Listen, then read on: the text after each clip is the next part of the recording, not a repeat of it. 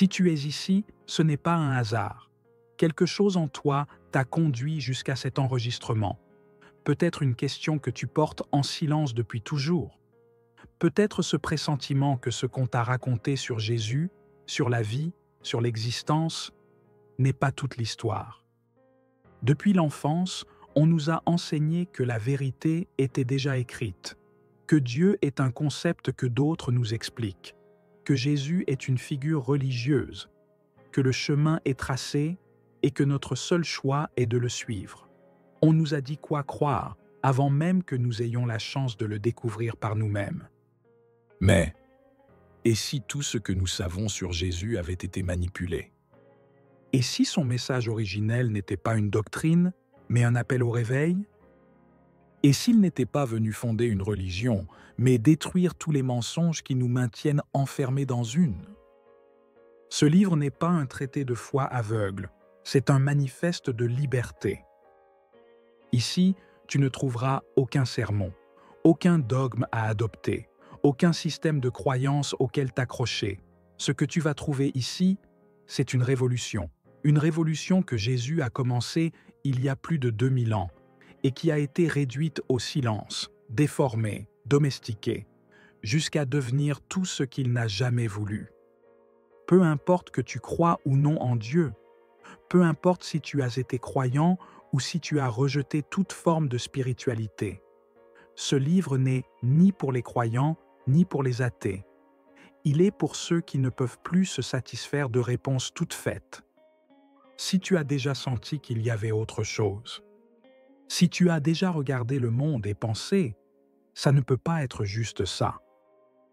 Si tu t'es déjà demandé pourquoi la vie semble si limitée, si programmée, si remplie de peurs et de règles imposées, alors ce livre est pour toi. Car ici, personne ne te dira quoi penser. On te montrera simplement ce qu'on ne veut pas que tu vois. Mais sois prévenu, ce livre n'est pas confortable. Il n'a pas été écrit pour rassurer ce que tu crois déjà. Il ne cherche pas à te maintenir dans ta zone de confort.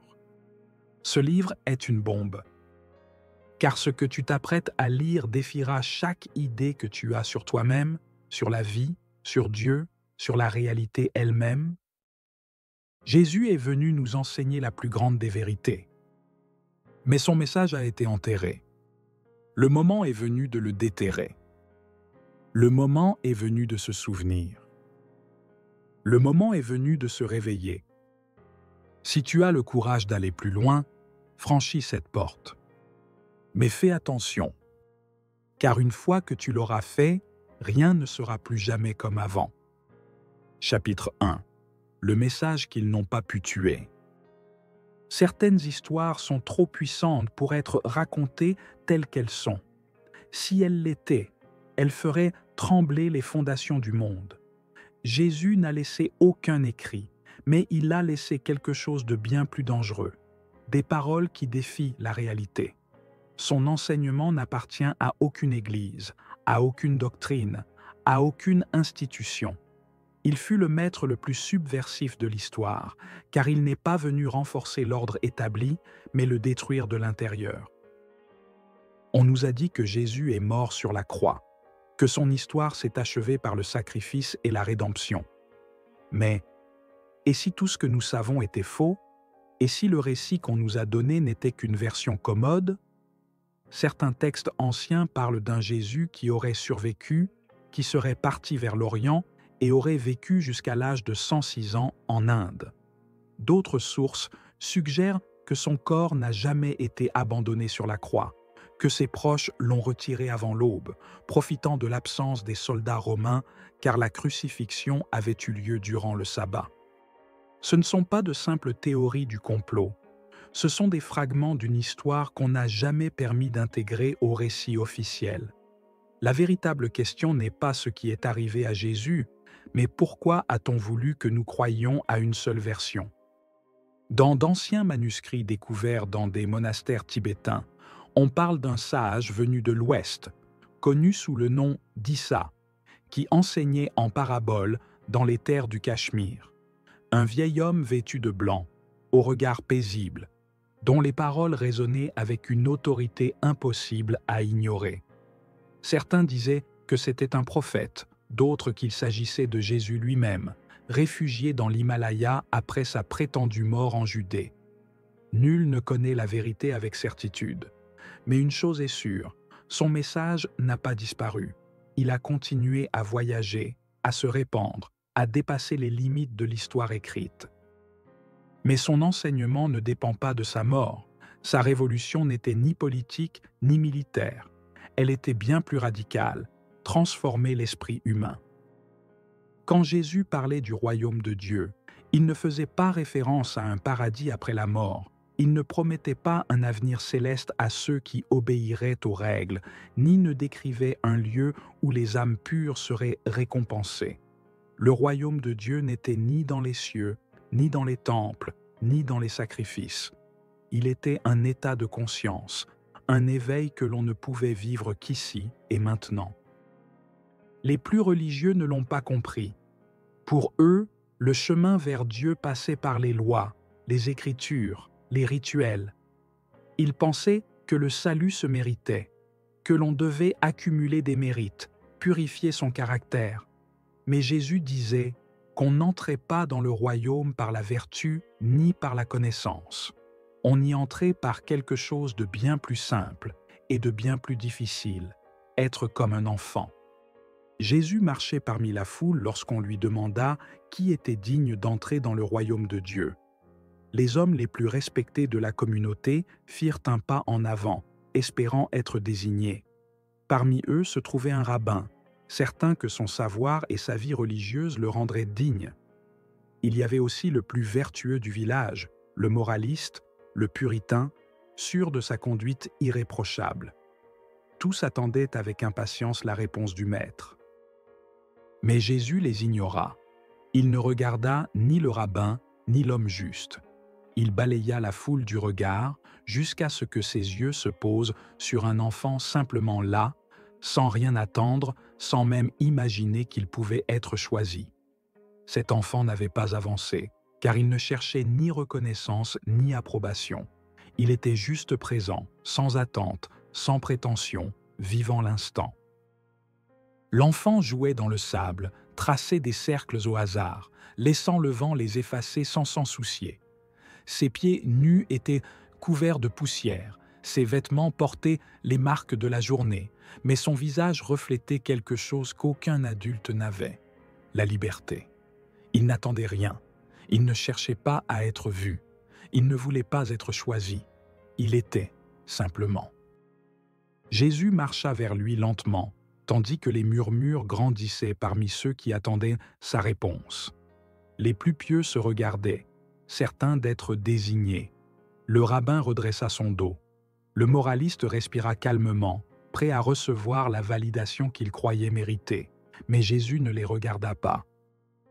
Il s'inclina, prit l'enfant dans ses bras et dans un silence sacré déclara « Si vous ne devenez pas comme cet enfant, vous n'entrerez pas dans le royaume de Dieu. » Personne ne parla.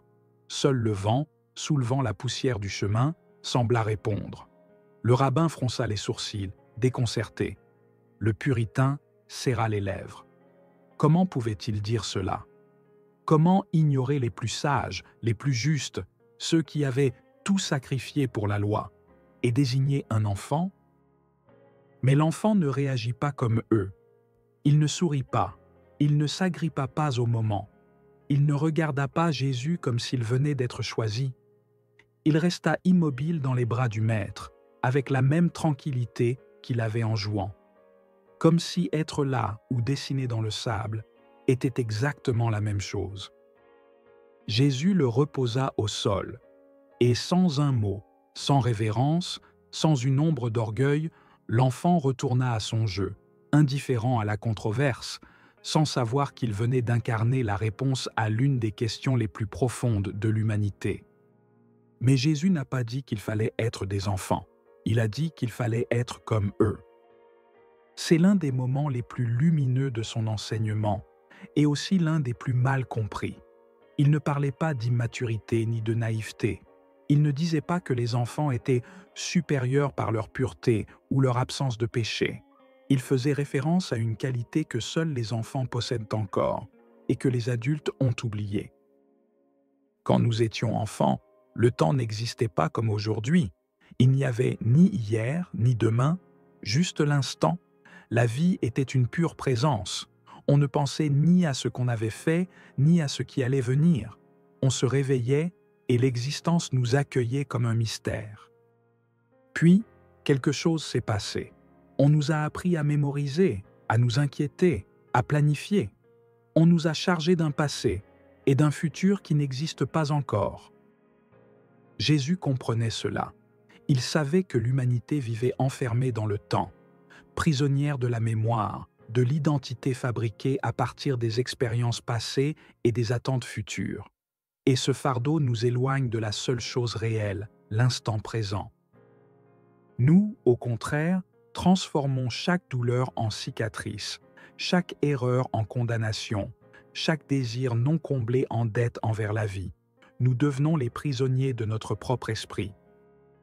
Jésus ne disait pas que le royaume de Dieu était réservé aux enfants. Il révélait un secret plus grand.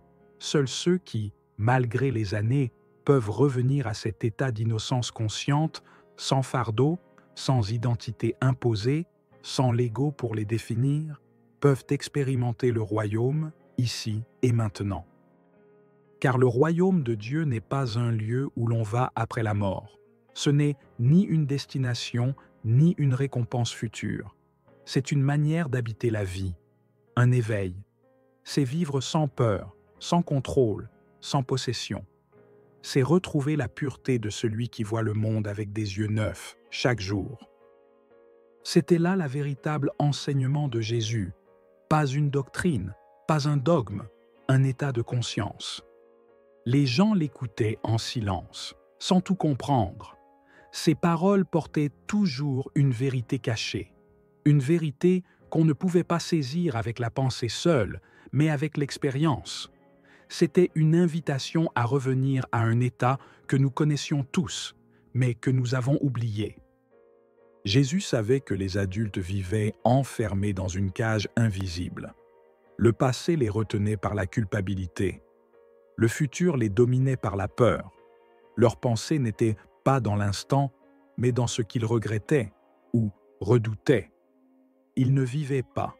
Ils survivaient dans une prison faite de souvenirs et d'attentes. Un enfant, au contraire, existe sans poids, sans attache, sans besoin de se projeter dans le temps. Il pleure et rit avec la même intensité. Il ne garde pas de blessures. Il ne planifie pas de vengeance. Il ne rumine pas. Il est comme le vent. Il passe, il change, mais ne s'accroche jamais. Les mystiques ont toujours compris cela. Osho disait qu'un enfant vit dans un état d'émerveillement constant. Il n'est pas domestiqué par la société. Il n'a pas encore été programmé pour entrer dans un système de croyances imposées. Il est libre pour vivre. Mais le monde ne nous permet pas de rester des enfants. Il nous force à oublier. Il nous apprend à nous inquiéter, à suivre les règles, à chercher l'approbation. Il nous entraîne à vivre dans la tête, pas dans l'existence. Jésus savait que l'humanité vivait dans une illusion créée par la peur. C'est pour cela qu'il n'a pas prêché un chemin de règles, ni d'obéissance aveugle. Son enseignement était une rébellion contre le conditionnement humain. Les prêtres voulaient des temples, des sacrifices, des hiérarchies. Jésus, non. Il ne cherchait pas à avoir des disciples. Il n'a écrit aucun texte sacré. Il n'a laissé aucune instruction sur les rituels. Il ne voulait pas qu'on l'adore. Il voulait qu'on s'éveille. La foule restait silencieuse. Le rabbin baissa les yeux, confus. Le moraliste fronça les sourcils. Tous attendaient que Jésus leur donne une formule, une clé, une liste de choses à faire pour mériter le royaume de Dieu. Mais lui ne parlait pas de mérite. Il parlait de lâcher l'inutile. Jésus reposa l'enfant au sol, et celui-ci repartit jouer, indifférent à ce qui venait de se passer. Il ne se soucia pas d'A. Le problème, c'est que la majorité préfère continuer à porter sa croix.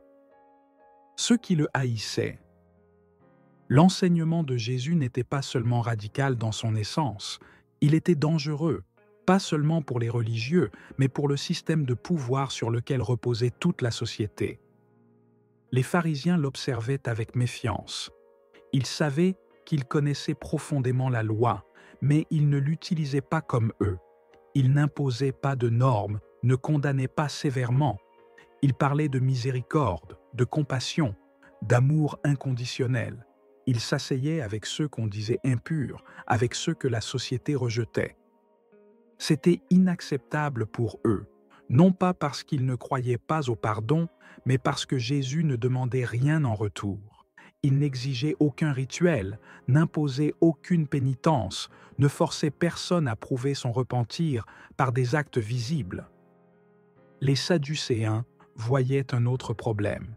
Ils contrôlaient le temple. Leur pouvoir dépendait de toute une structure construite autour des sacrifices et des contributions. Jésus remettait tout cela en question. Il chassa les marchands du temple, montrant ainsi que la maison de prière était devenue un commerce.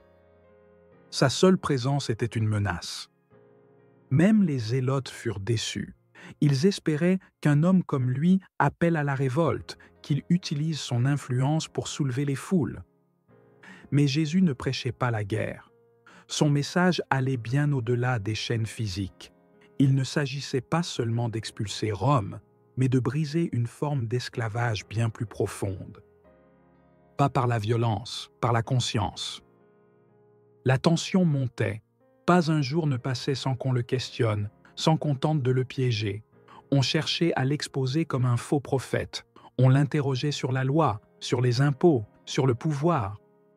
On espérait une erreur, une contradiction, une parole qui le condamne. Mais chaque fois, il répondait d'une manière inattendue. Il ne se rangeait dans aucun camp. Il ne tombait pas dans leur piège. Il était incontrôlable. Le peuple l'écoutait, fasciné. Il ne parlait pas comme les scribes. Il ne répétait pas des enseignements dans une solennité vide. Il utilisait un langage que tous pouvaient comprendre. Ses paraboles n'étaient même pas des leçons abstraites, mais des histoires tirées de la vie réelle. Un semeur qui jette ses graines, un fils qui quitte la maison puis revient, un homme qui trouve un trésor enfoui dans un champ. Chaque récit avait plusieurs niveaux de lecture. Ce qui troublait le plus ses opposants, ce n'était pas seulement ce qu'il disait, mais la manière dont les gens l'écoutaient. Il n'était pas seulement un enseignant, il éveillait quelque chose en eux. Sa voix avait une force qui dépassait les mots. La relation avec Rome devenait aussi délicate. Les gouverneurs ne savaient pas quoi faire de lui.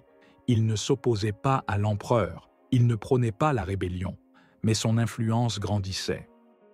Il n'avait ni épée, ni armée. Pourtant, là où il allait, quelque chose changeait. Les autorités religieuses le voyaient comme un problème à éliminer. On ne pouvait plus l'ignorer. Le peuple commençait à se poser des questions, à se demander si tout ce qu'on leur avait enseigné était vrai. Si Dieu habitait vraiment dans les temples de pierre ou dans chaque être vivant. Si le salut dépendait de suivre des lois ou de quelque chose de plus profond. Jésus n'avait ni fortune, ni trône, ni légion, mais sa présence était plus puissante que celle des rois. Il marchait parmi les gens sans distance, sans privilège. Il touchait les malades, parlait aux exclus, partageait le repas avec ceux qu'on disait indignes. Le conflit était inévitable. Il ne pouvait pas continuer à enseigner sans conséquence. Ses paroles bouleversaient trop de structures, ébranlaient trop de certitudes. Les prêtres ne pouvaient le permettre. Les pharisiens ne pouvaient le tolérer. Les Romains ne pouvaient courir le risque. Mais les gens continuaient de l'écouter. Quelque chose en eux vibrait à ses paroles, pas parce qu'il promettait la richesse ou le pouvoir, mais parce qu'il leur montrait quelque chose qu'ils portaient déjà et qu'ils n'avaient jamais su voir. Ce qui avait commencé dans des villages oubliés et des chemins poussiéreux ne pouvait plus être arrêté.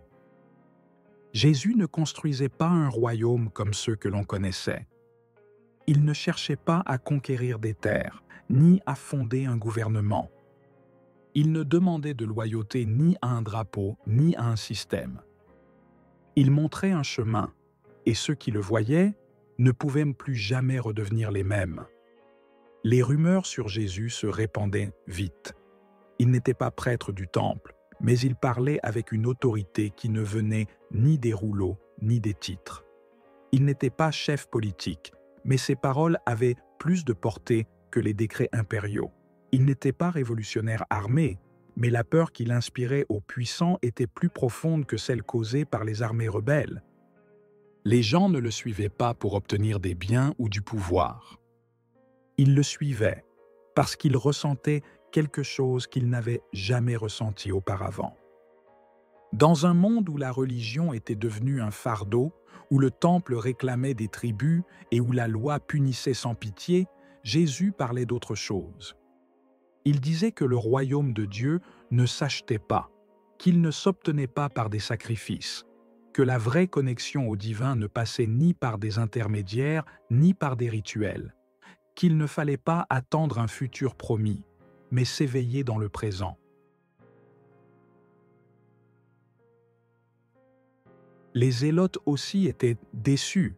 Ils espéraient qu'un homme comme lui appelle à la révolte, qu'il utilise son influence pour mobiliser les masses. Mais Jésus ne prêchait pas la guerre. Son message allait bien au-delà des chaînes physiques. Il ne s'agissait pas seulement d'expulser Rome, mais de briser un esclavage plus profond. Pas par la violence, mais par la conscience. La tension montait. Chaque jour, il était interrogé, provoqué, remis en question. On cherchait à le piéger dans des débats, à le discréditer comme faux prophète. On l'interrogeait sur la loi, les impôts, le pouvoir. On espérait qu'il se contredise, qu'il dise quelque chose qui le condamne, mais à chaque tentative, il répondait d'une manière inattendue. Il ne s'alignait à aucun parti. Il ne tombait dans aucun piège. Le peuple l'écoutait, fasciné. Il ne parlait pas comme les scribes. Il ne récitait pas les Écritures avec une solennité vide. Il parlait un langage que tous pouvaient comprendre. Ses paraboles n'étaient pas des leçons abstraites, mais des histoires issues du quotidien. Un semeur qui jette des graines, un fils qui quitte la maison puis revient, un homme qui trouve un trésor enfoui dans un champ. Chaque récit portait plusieurs niveaux de vérité. Ce qui troublait le plus ses opposants, ce n'était pas seulement ce qu'il disait, c'était la manière dont les gens l'écoutaient. Il n'était pas simplement un enseignant, il réveillait quelque chose chez les autres. Sa voix avait une force qui dépassait les mots. Sa relation avec Rome devenait délicate. Les gouverneurs ne savaient pas quoi faire de lui. Ils ne critiquaient pas l'empereur, ils ne prônaient pas la rébellion, mais son influence grandissait. Il n'avait ni épée, ni armée. Et pourtant, partout où il passait, quelque chose changeait. Les autorités religieuses voyaient en lui un problème qu'il fallait régler. On ne pouvait plus l'ignorer. Les gens commençaient à se demander si tout ce qu'on leur avait enseigné était vrai, si Dieu habitait réellement dans des temples de pierre ou dans chaque être humain, si le salut dépendait vraiment de lois ou de quelque chose de plus profond.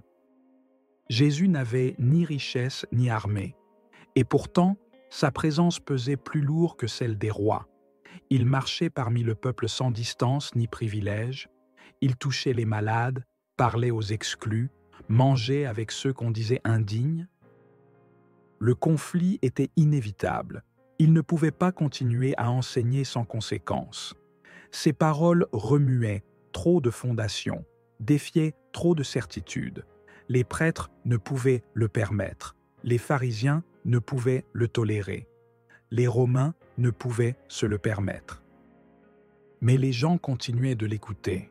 Quelque chose résonnait en eux, pas parce qu'il promettait le pouvoir ou la richesse, mais parce qu'il révélait quelque chose qu'ils portaient déjà et qu'ils n'avaient jamais vu. Ce qui avait commencé dans des villages poussiéreux ne pouvait plus être arrêté. Jésus ne bâtissait pas un royaume comme ceux qu'il connaissait. Il ne cherchait pas à conquérir des terres, ni à fonder des gouvernements.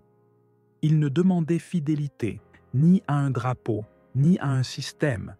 Il montrait un chemin, et ceux qui l'avaient vu ne pouvaient plus jamais redevenir les mêmes. Ce qui avait commencé dans les rues poussiéreuses de Palestine ne s'est pas arrêté avec sa mort. Son message continuait à résonner, à défier, à éveiller. Les chefs religieux ne pouvaient l'accepter. Il ne suffisait plus de le discréditer publiquement. Il ne suffisait plus de le piéger avec des questions. On ne pouvait plus tolérer qu'il remette en question toute la structure de pouvoir. Il fallait l'éliminer.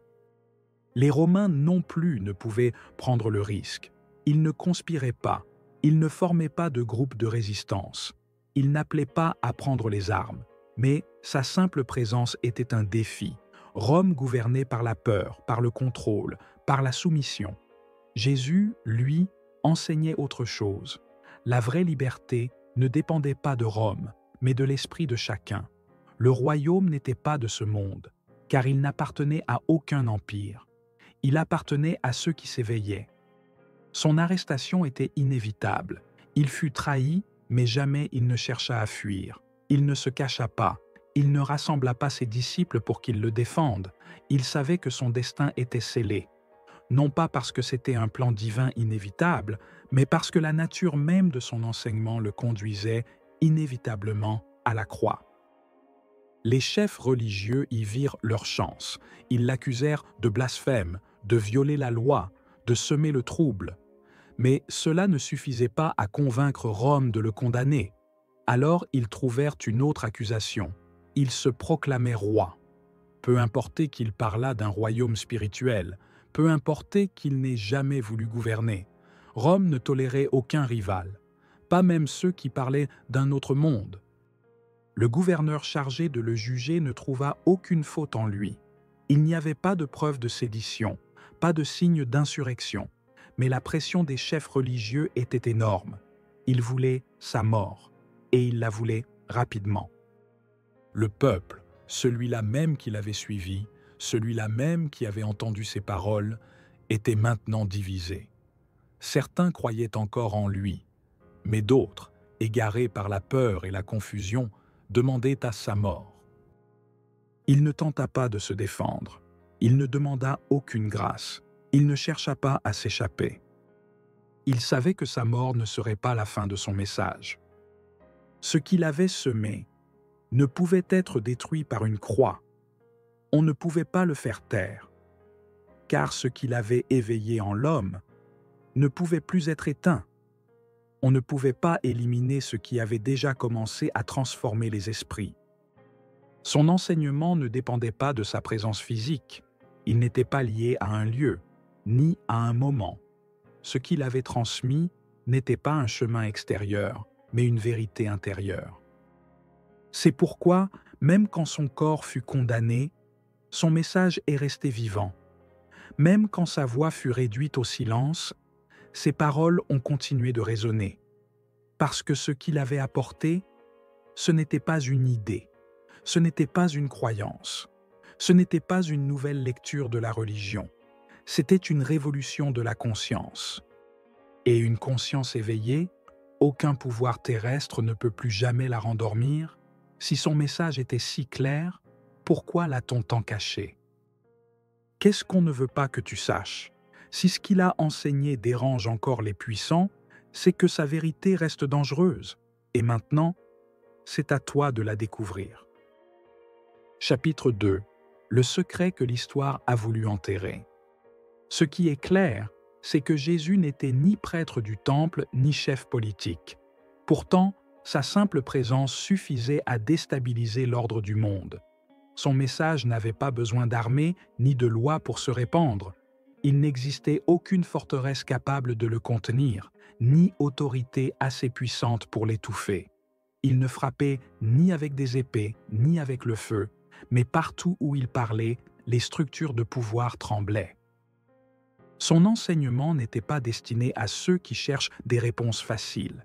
Il n'offrait ni formule, ni doctrine fermée, ni chemin prédéfini. Il ne demandait ni obéissance, ni dévotion aveugle. Il éveillait quelque chose de plus profond, la possibilité de découvrir la vérité par soi-même. Les chefs religieux l'ont compris très vite. Jésus ne cherchait pas à réformer le temple ni à corriger la loi. Il démantelait l'édifice même sur lequel reposait leur pouvoir. Sa révolution était plus dangereuse encore, car elle ne s'attaquait pas aux règles, mais à la dépendance qu'elle créait. Il disait que la foi ne dépendait d'aucun sacrifice, que la connexion avec Dieu n'avait besoin d'aucun intermédiaire, que la véritable pureté ne se trouvait pas dans les rituels, mais dans le cœur. Et ce qui les irritait le plus, c'est qu'ils ne se contentaient pas de le dire, ils le vivaient. Ils s'asseyaient avec les exclus, ils marchaient avec les pécheurs, ils touchaient les impurs sans craindre d'être contaminés. Sa seule présence remettait en cause des siècles de lois religieuses. Les prêtres ne pouvaient l'accepter, leur autorité dépendait de la peur des gens. Car si Jésus disait vrai, si Dieu résidait en chacun, pourquoi aurait-on besoin de religion? Pourquoi aurait-on besoin d'interprètes de la loi si chacun pouvait faire l'expérience directe de la vérité?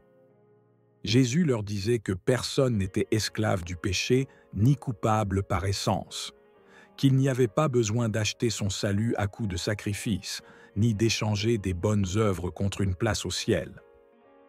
Et les gouvernants, eux non plus, ne pouvaient l'accepter, car si les gens comprenaient que leur dignité ne dépendait pas de leur statut, s'ils n'avaient nain plus peur de perdre ce qu'ils avaient, comment pouvaient-ils encore être contrôlés? Comment gouverner un peuple qui ne craint plus la mort, parce qu'il sait que la vraie vie ne se trouve pas dans ce qu'il possède, mais dans ce qu'il est? Jésus ne fut pas tué pour ce qu'il disait de Dieu, il fut tué pour ce qu'il disait de l'homme. Ce ne sont pas ses miracles qui ont dérangé, ce ne sont pas ses paraboles qui l'ont condamné. C'est le fait qu'il montrait que le véritable pouvoir ne venait pas de l'extérieur, il venait de l'intérieur, et cela, aucun système ne peut le tolérer.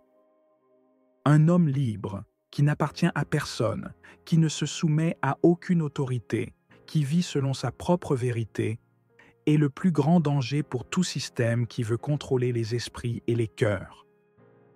On l'a crucifié pour le faire taire, mais sa mort n'a fait que renforcer son message, car ce qu'il enseignait ne pouvait être détruit par des clous ou du bois. Son message ne dépendait pas d'un corps, il ne dépendait pas d'une époque, il était éternel. La mort de Jésus n'a pas mis fin à son message, mais elle a marqué le début de sa transformation. On n'a pas pu détruire son enseignement, alors on l'a adapté. On n'a pas pu effacer son impact, alors on l'a façonné à leur image. On n'a pas pu éliminer la vérité, alors on l'a ensevelie sous des couches de dogmes, de règles, de structures, jusqu'à la rendre méconnaissable. On a fait de lui ce qu'il n'a jamais été. Jésus n'a jamais demandé à être adoré. Il n'a jamais voulu qu'on lui érige des temples, ni que son visage soit gravé dans le verre coloré des cathédrales. Il n'a jamais dit que son histoire devait devenir un dogme sacré. Il a dit qu'il fallait vivre ce qu'il enseignait. Il a dit que la vérité ne s'apprenait pas, qu'elle s'expérimentait. Mais cela ne convenait ni aux empires ni aux religions, car ils ne veulent pas une humanité éveillée, ils veulent une humanité docile. Alors ils ont fait ce que font toujours ceux qui ont peur de perdre leur pouvoir. Ils ont pris la vérité, ils l'ont enveloppée de mensonges, ils l'ont déguisée en doctrine, ils l'ont rendue si rigide qu'elle a perdu son essence. Quelques décennies seulement après sa mort, son histoire fut éditée. Ses paroles furent interprétées par d'autres. Ses gestes racontés selon les intérêts de ceux qui s'approprièrent son héritage. On lui attribua des titres, on créa des symboles. Il devint la pierre centrale d'un nouvel ordre religieux. L'homme qui libérait devint une figure qui exigeait l'obéissance. Celui qui disait que Dieu vivait en chacun devint le seul chemin vers Dieu. Celui qui défiait le pouvoir fut transformé en l'emblème du pouvoir même. Le Jésus qui disait que la foi pouvait déplacer les montagnes devint l'icône de la soumission. Le Jésus qui affirmait que la vérité était en nous devint le visage d'une religion institutionnalisée. Le Jésus qui rejetait le temple fut installé sur l'autel de cathédrales plus grandes, plus riches, plus imposantes que tout ce qu'il aurait jamais approuvé. La contradiction est flagrante, mais peu osent la questionner. Car la vérité, quand elle est trop dangereuse, on l'expose à la vue de tous, pour qu'elle devienne invisible. Jésus n'a jamais parlé d'Église, jamais d'une structure hiérarchique, avec chef suprême, règles gravées dans la pierre. Il n'a jamais parlé d'un livre sacré unique, ni de prêtres ayant le pouvoir de pardonner les péchés, ni d'un Dieu exigeant l'obéissance aveugle. Il parlait de liberté.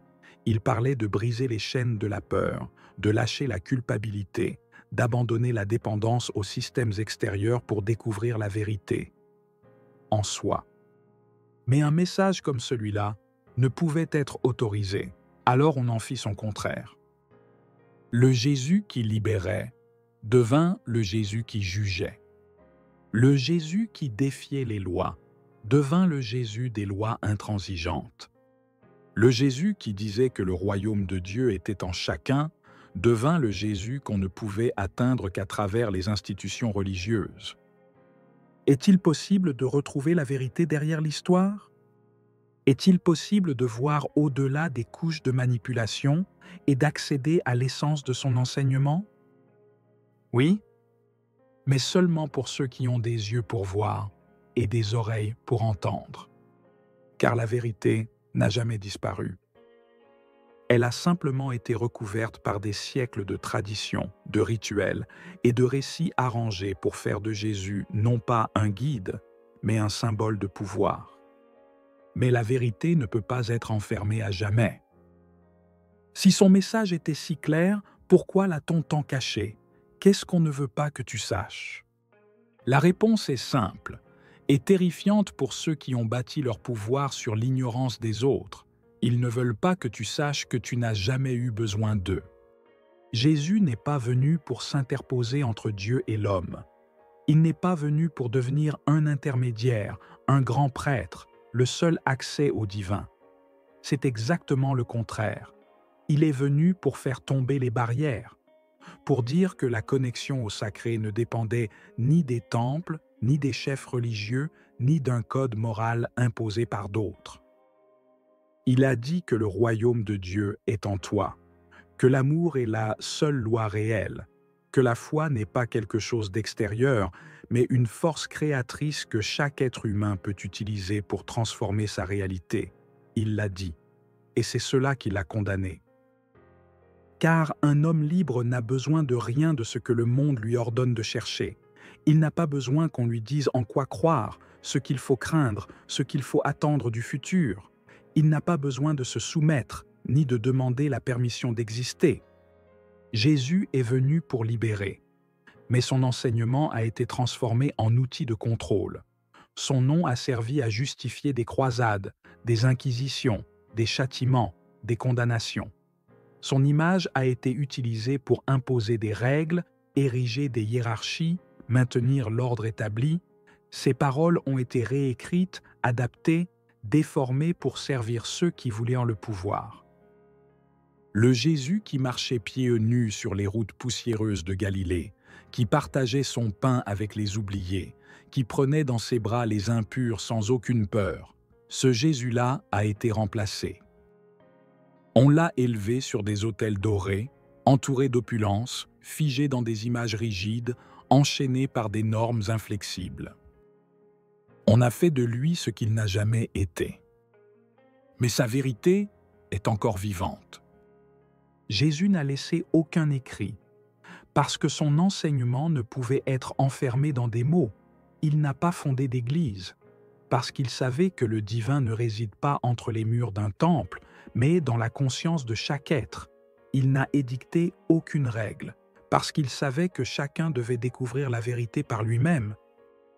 Il ne parlait pas de croire, il parlait de voir, d'expérimenter, de s'éveiller. Et ceux qui ont compris cela ont vu ce que l'histoire a voulu cacher, qu'il n'y a jamais eu de barrière, jamais de séparation, jamais besoin que quelqu'un t'emmène vers Dieu. Le pouvoir de créer, la vérité, l'amour, la plénitude, ont toujours été là, à l'intérieur. Mais si tu découvres cela, alors on ne peut plus te contrôler. Si tu comprends que ta conscience est libre, alors on ne peut plus t'assujettir par la peur. Si tu sais que l'amour n'a pas de règles, alors on ne peut plus te punir par la culpabilité. Si tu ressens que la vérité n'est pas dans ce qu'on te dit, mais dans ce que tu peux vivre par toi-même, alors on ne peut plus te tromper. C'est pour cela qu'ils l'ont tué. C'est pour cela que son message a été déformé. Car la seule manière de garder le contrôle sur les gens, c'est de leur faire croire qu'ils sont faibles, qu'ils sont séparés du divin, qu'ils ont besoin de guides, de leaders, de structures pour être sauvés. Mais le salut n'a jamais été extérieur. Ce n'a jamais été quelque chose qu'on reçoit. C'est quelque chose qu'on se rappelle. Et c'est pour cela que son message n'a jamais pu être détruit. Car la vérité ne disparaît pas, elle se couvre de mensonges. La lumière ne s'éteint pas, elle se cache dans l'ombre. La liberté ne meurt pas, elle s'oublie. Et maintenant, c'est à toi de t'en souvenir. Chapitre 3. Le royaume qui n'est pas de ce monde. Le vacarme de la circulation était assourdissant. Klaxons, moteurs rugissants, voix pressées. C'était un après-midi comme tant d'autres en ville. Des gens marchaient sur les trottoirs, pressés, les yeux rivés à leur téléphone, avançant comme si chaque seconde perdue les éloignait un peu plus du succès. Lucas se trouvait au milieu de cette marée humaine. Il portait un costume impeccable, un café dans une main, le téléphone dans l'autre. Son agenda était rempli de réunions, de courriels à répondre, de rendez-vous impossibles à annuler. Il n'avait jamais assez de temps. Depuis la fin de l'université, il avait suivi le chemin qu'on lui avait désigné comme le bon. Étudier, travailler dur, bâtir une carrière, gagner de l'argent, réussir. Mais quelque chose clochait. Il avait accompli bien des choses. Un salaire que d'autres envieraient, un appartement dans un bon quartier, une voiture dernier cri. Sur les réseaux sociaux, sa vie semblait parfaite. Mais une fois l'écran éteint, il sentait qu'il manquait quelque chose. Il manquait toujours quelque chose. Chaque jour était une liste interminable de tâches. Obtenir plus, devenir plus, atteindre davantage, toujours en mouvement, toujours à la recherche, toujours dans l'attente que l'étape suivante soit la bonne. La promotion dans l'entreprise, la relation idéale, l'argent suffisant pour voyager l'esprit tranquille, la reconnaissance des autres. Mais chaque fois qu'il obtenait ce qu'il voulait, la satisfaction ne durait pas. Quelques jours, peut-être quelques semaines. Puis le vide revenait, la sensation de ne pas encore être là où il devait être. Ce jour-là, alors qu'il marchait d'un pas rapide dans la rue, son téléphone vibra. Un message. Il s'arrêta quelques secondes pour le lire. Un client venait d'annuler un rendez-vous à la dernière minute. Il ressentit un soulagement immédiat, mais moins d'une seconde plus tard, son esprit était déjà accaparé par la suite. Que faire de ce moment libre? Comment en tirer profit au mieux?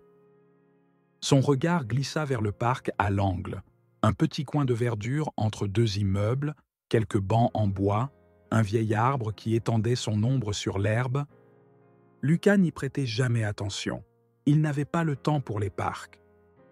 Mais quelque chose en lui était différent ce jour-là, comme si, pour la première fois depuis longtemps, l'univers lui offrait un instant de pause. Sans trop réfléchir, il traversa la rue et s'assit sur l'un des bancs. Pour la première fois depuis longtemps, il n'avait rien à faire.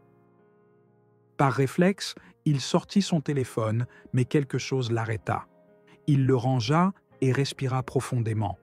Il regarda autour de lui. Le monde ne s'était pas arrêté.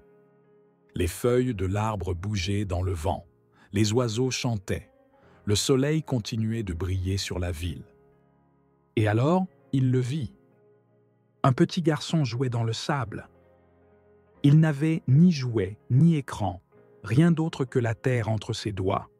Il dessinait des cercles sans logique, riait lorsque le vent les effaçait, recommençait comme si ce qui s'était effacé n'avait aucune importance. Lucas l'observa, intrigué. L'enfant ne se préoccupait pas de ce qui allait suivre. Il ne pensait pas au temps. Il ne se demandait pas si ce qu'il faisait avait un sens. Il existait. Il était. Pour la première fois depuis des années, Lucas sentit un silence en lui. Une sensation étrange, une paix. Il ferma les yeux et se permit simplement d'être là, sans penser au courriel à écrire, sans prévoir la réunion suivante, sans anticiper l'étape d'après. Il respira. Et l'espace d'un instant, il comprit quelque chose qu'il avait cherché toute sa vie sans le savoir. Le bonheur n'était pas dans ce qui viendrait. Il avait toujours été ici. Le royaume de Dieu n'est pas une destination. C'est l'instant où tu cesses de courir et où tu te permets d'être. L'idée que le royaume de Dieu serait un lieu accessible après la mort est l'une des plus grandes distorsions de l'histoire spirituelle. Pendant des siècles, la religion a enseigné que ce royaume est une récompense future, un paradis réservé à ceux qui suivent certaines règles et croient en certaines doctrines. Mais Jésus n'a jamais parlé du royaume comme de quelque chose de lointain ou d'inaccessible. Lorsqu'on lui demanda où il se trouvait, il ne pointa pas vers le ciel ni vers un lieu mystique au-delà de cette existence. Sa réponse fut claire et directe. Le royaume de Dieu ne vient pas de manière visible, et l'on ne dira pas « le voilà » ou « le voici », car le royaume de Dieu est en vous. Ces paroles ont été répétées maintes et maintes fois, mais leur sens a été ignoré. Jésus ne parlait pas d'un endroit, il parlait d'un état. Il ne s'agissait pas d'un lieu où les âmes se rendent après la mort, mais d'une réalité que l'on peut expérimenter ici, maintenant. Le problème, c'est que l'esprit humain a été conditionné à toujours chercher à l'extérieur. Dès la naissance, on nous apprend que le bonheur, la paix, la plénitude sont dans le futur. On nous programme à croire que ce que nous cherchons arrivera un jour, lorsque nous aurons atteint certains objectifs, trouver l'amour parfait, la carrière idéale, le succès financier. Ainsi, nous passons notre vie à remettre notre paix à plus tard, croyant qu'elle se trouve dans ce que nous n'avons pas encore, dans ce qui nous manque, dans ce qui viendra ensuite. Nous attendons le bon moment pour nous sentir comblés, sans nous rendre compte que la vie est en train de se dérouler maintenant. Jésus est venu briser cette illusion. Son enseignement sur le royaume de Dieu était un appel à l'éveil, une invitation à comprendre que la véritable réalité n'est pas celle que nous projetons à travers nos désirs et nos peurs, mais celle qui se déroule en cet instant précis. Mais vivre dans le présent est difficile dans un monde conçu pour nous distraire. Aujourd'hui plus que jamais, nous sommes pris dans un bombardement constant d'informations, de stimulations, de bruit. Chaque notification sur le téléphone, chaque publication sur les réseaux sociaux, chaque nouvelle alarmante nous arrache à l'instant et nous projette dans la peur, dans la comparaison, dans l'insatisfaction. Imagine une personne qui passe ses journées à attendre qu'un événement extérieur lui apporte le bonheur qu'elle pense mériter. Elle se dit que lorsqu'elle aura le travail de ses rêves, elle pourra enfin respirer. Ou que lorsqu'elle trouvera l'amour, elle se sentira enfin complète. Ou encore que lorsqu'elle gagnera plus d'argent, elle pourra enfin profiter de la vie. Mais ce moment n'arrive jamais, car dès qu'elle obtient ce qu'elle voulait, son esprit est déjà ailleurs, focalisé sur la suite, sur ce qui manque encore, sur le prochain objectif à atteindre. Et ainsi, la vie s'écoule dans une course sans fin vers un futur qui reste toujours un pas plus loin. Jésus a tenté de nous montrer que ce cycle est un piège, que le royaume de Dieu n'est pas quelque chose qu'on atteint plus tard, mais quelque chose qu'on découvre ici. Quand un enfant joue, il ne pense ni à ce qu'il fera ensuite, ni à ce qu'il a fait avant. Il ne s'inquiète pas du lendemain, il ne porte pas le poids de la veille. Il est là, entier, livré à l'instant, sans résistance, sans peur, sans attente. Mais en grandissant, nous perdons cette connexion au présent. L'esprit se remplit de préoccupations, d'angoisses, de plans. Nous devenons esclaves d'un temps qui n'existe que dans notre imagination. Jésus ne nous demandait pas de redevenir des enfants dans l'innocence, mais dans cette capacité à habiter pleinement le moment, à revoir le monde avec émerveillement, sans préjugés, sans les chaînes du passé ni l'anxiété du futur. Car le royaume de Dieu n'est pas une récompense après la mort. C'est un état de conscience qui ne peut être expérimenté que lorsqu'on cesse de chercher à l'extérieur ce qui a toujours été à l'intérieur.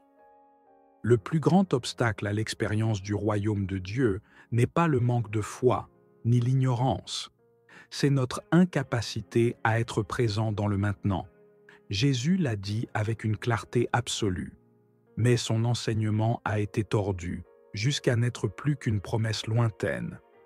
On nous a fait croire que la plénitude était pour plus tard, alors qu'elle a toujours été ici. L'esprit humain est entraîné à vivre partout, sauf dans le présent. Il s'accroche au passé, amassant souvenirs et douleurs comme s'il s'agissait d'un bagage inévitable. Ou bien, il se projette dans le futur, construisant des attentes, imaginant des scénarios, se préparant à quelque chose qui n'est pas encore là. Ce mécanisme a pu servir à la survie, mais c'est aussi la source de notre souffrance, car le seul endroit où la vie se vit vraiment, c'est dans le présent. Jésus ne parlait pas avec des mots abstraits ou une philosophie inaccessible. Ses paroles étaient simples, concrètes, applicables. Il disait que le royaume de Dieu n'était ni au ciel, ni dans un futur lointain, mais dans la capacité de chacun à s'éveiller ici et maintenant. Le problème, c'est que nous avons été conditionnés à croire que le bonheur vient de l'extérieur. On nous a appris que la paix dépend de nos circonstances, que la joie est le fruit de nos réussites, que l'amour véritable est à trouver dans l'autre, que la plénitude viendra quand tout ira bien. Ainsi, l'être humain passe sa vie à attendre que quelque chose change, que les choses s'arrangent, que le bon moment arrive. Mais ce bon moment n'arrive jamais, parce que l'esprit trouve toujours une raison de ne pas se sentir comblé. Le bruit de l'alarme éclata dans la chambre comme un coup de feu. Il était 5 heures du matin, et Santiago était déjà réveillé, non pas par envie, mais par obligation. Il ouvrit les yeux, et sans réfléchir, tendit la main pour saisir son téléphone. Mail, réunion, rendez-vous, notification, tout était en marche, avant même qu'il ait posé un pied au sol. Il prit une douche à la hâte, sans savourer l'eau chaude sur sa peau. Il enfila le costume préparé la veille. Noir, parfait, sans un pli. Il avala un café sans en sentir le goût. Il monta dans sa voiture sans lever les yeux vers le ciel. Sur l'autoroute, la ville s'éveillait avec la même frénésie que d'habitude. Feux rouges, moteur, klaxon. La vie avançait, le poussait vers l'avant, sans lui laisser le temps de se poser une seule question. L'ascenseur le mena jusqu'au 42e étage. Les portes s'ouvrirent. Il traversa les bureaux comme un fantôme, salua sans écouter, s'assit dans son fauteuil de cuir, face à un écran rempli de graphiques, de chiffres, d'attentes. Il inspira profondément et le sentit, le nœud dans la poitrine, le poids sur les épaules, la pression dans la tête. Comme toujours, l'angoisse de ne jamais arriver, de ne jamais s'arrêter. 10 ans à courir, 10 ans depuis qu'il avait commencé tout en bas, se battant pour chaque promotion, chaque contrat. 10 ans à sacrifier ses week-ends, ses nuits, ses relations, sa santé. 10 ans à espérer qu'un jour, tout cela aurait un sens. Et maintenant, il y était, le salaire, le titre, le pouvoir, tout ce qu'il avait voulu. Tout ce que le monde disait censé le rendre heureux. Et pourtant, le vide était toujours là. Il ouvrit sa boîte de réception, 140 courriels non lus, une montagne de tâches en attente. Il regarda l'heure. Il était à peine 8 heures du matin. Il soupira, s'adossa à son fauteuil et vit son reflet dans la vitre. Et alors il le sentit. La cage. Invisible mais bien réelle. La routine, la pression, la course, le besoin de continuer, de ne jamais s'arrêter, la peur d'être laissé derrière. Il avait travaillé toute sa vie pour arriver ici, et maintenant qu'il y était, il ne pouvait plus s'échapper. Son téléphone vibra. Un autre mail, une autre réunion, un autre contrat à plusieurs millions. Il inspira profondément, regarda le ciel à travers la vitre, et pour la première fois depuis longtemps, il se demanda « Quand ai-je vraiment vécu pour la dernière fois ?» Et il n'eut pas de réponse. Parce que le bonheur ne se trouvait pas dans la prochaine réussite. Il avait toujours été là, dans cet instant qu'il n'avait jamais appris à habiter. C'est ce mécanisme qui maintient l'humanité prisonnière de l'illusion. C'est la raison pour laquelle tant de gens ne se sentent jamais satisfaits, même lorsqu'ils obtiennent ce qu'ils s'étaient promis. Car le bonheur ne réside pas dans l'obtention de quelque chose, mais dans la capacité à vivre le présent sans résistance. Jésus l'avait compris. Son message ne portait pas sur le sacrifice ni sur le renoncement à la vie terrestre, mais sur le fait de vivre sans le fardeau du temps, sans l'esclavage du passé et l'angoisse du futur. Voyons comment cela se manifeste dans la vie quotidienne. Une personne peut être sur la plage, face au plus beau coucher de soleil, avec le bruit des vagues caressant ses oreilles. Tout est parfait à cet instant. Mais si son esprit est préoccupé par le travail du lendemain, par un problème non résolu, par ce que quelqu'un a dit ou n'a pas dit, elle ne fera pas l'expérience de la beauté du moment. Le problème ne vient pas de la vie, mais de notre incapacité à y être pleinement. Jésus a tenté de nous montrer que le royaume de Dieu est ce qui se révèle quand nous cessons d'être prisonniers du temps, quand nous arrêtons de chercher ce qui a toujours été là. Mais cela est difficile dans une société qui nous pousse constamment vers la distraction. Nous vivons hyper connectés, bombardés d'informations, piégés dans des cycles de validation extérieure. Nous sommes plus occupés que jamais, mais plus vides que jamais. Les réseaux sociaux ont créé un monde où la vie des autres semble toujours plus intéressante que la nôtre. Nous sommes devenus des observateurs au lieu d'être les protagonistes de notre propre existence. On nous a formés à nous comparer, à projeter une image au lieu de vivre l'expérience. Si Jésus était ici aujourd'hui, il ne parlerait pas de péché ni de doctrine. Il dirait la même chose qu'il y a plus de 2000 ans, mais avec les mots de notre époque. Éteins le bruit. Déconnecte-toi du monde extérieur. Reviens à toi. Car le royaume de Dieu n'est pas dans les écrans, ni dans les réussites, ni dans l'approbation des autres. Il est en toi, et il y a toujours été.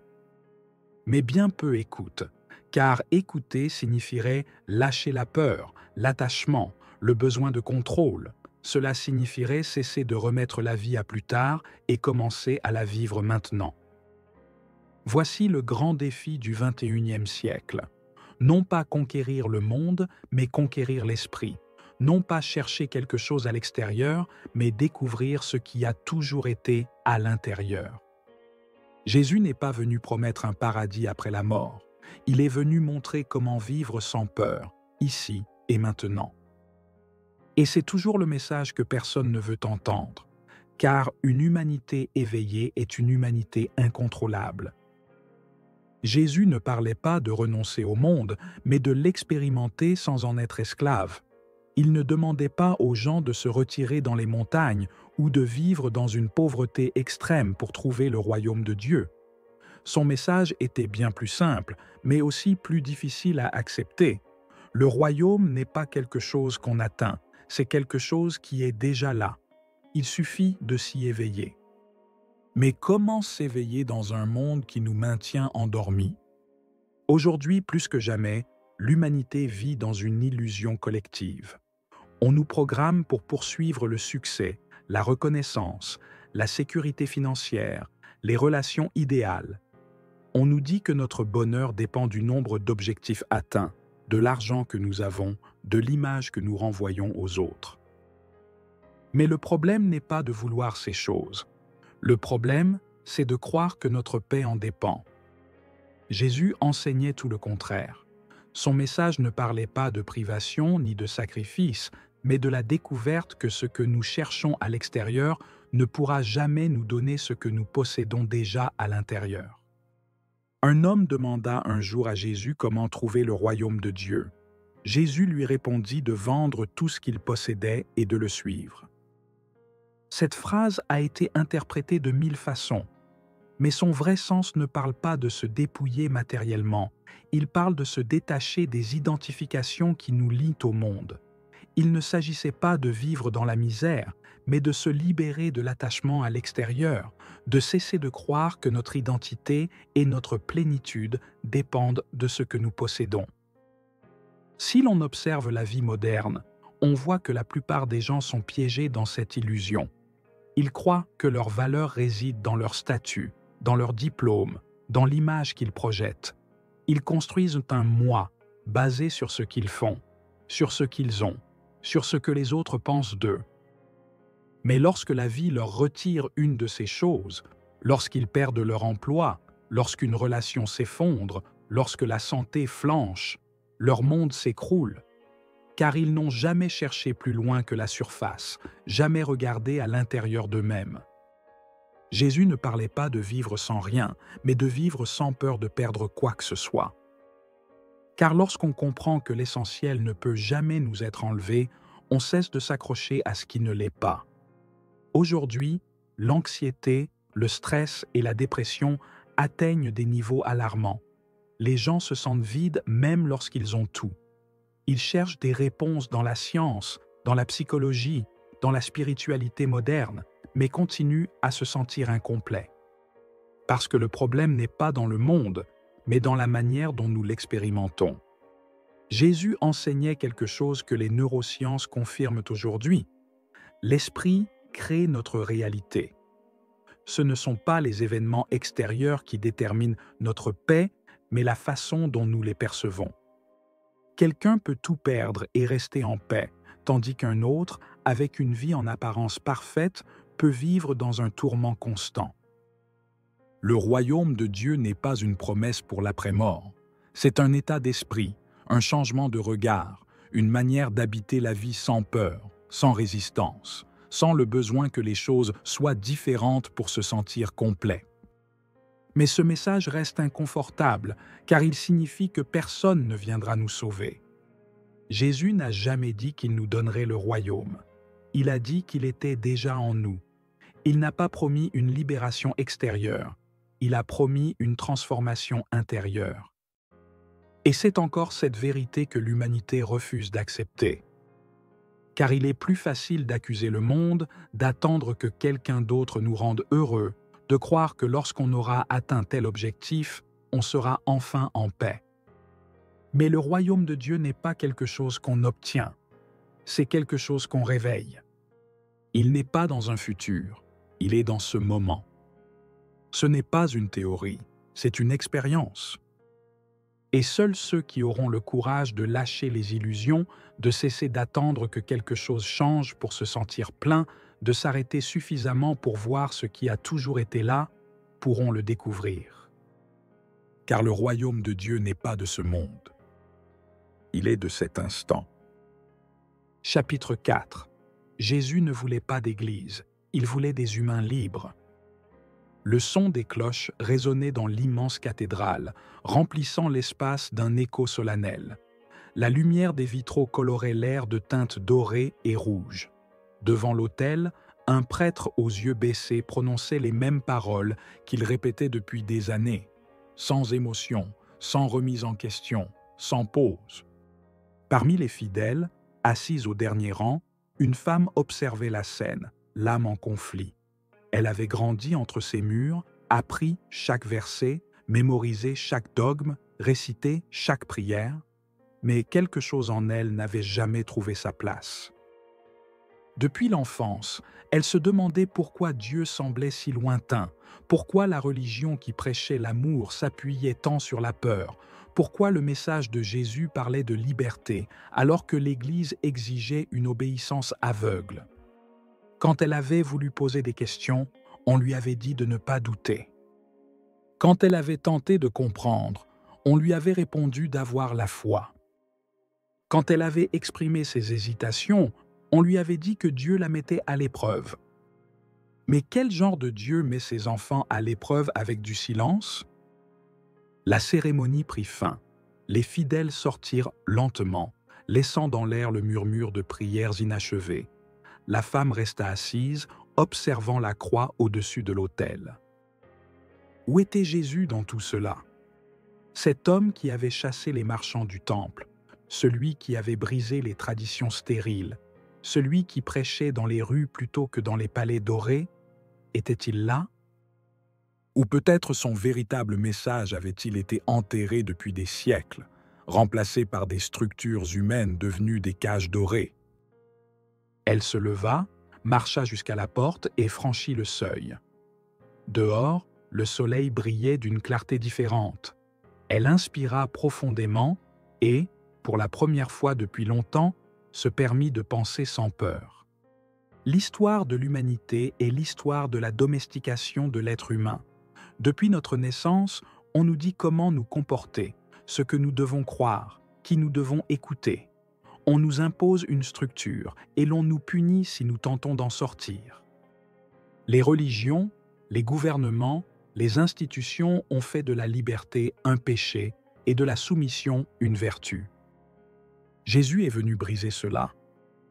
Il n'a pas fondé d'église, il n'a établi aucune hiérarchie, il n'a pas écrit de livre de loi. Il ne voulait pas de suiveurs, il voulait que les gens s'éveillent. Mais les systèmes ne peuvent permettre l'éveil. Un être libre est un être qui ne peut être contrôlé. Alors, son message fut capturé, déformé, réécrit, transformé en une doctrine au service de la structure qu'il était venu défier.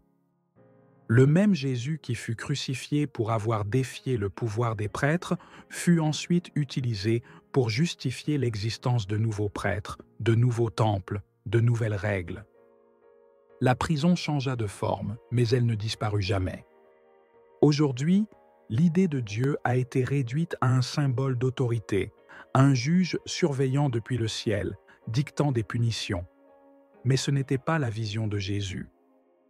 Il parlait de Dieu comme d'une présence vivante, présente en chaque être humain, non comme une entité extérieure nécessitant des intermédiaires pour communiquer. Jésus n'est pas venu demander l'adoration.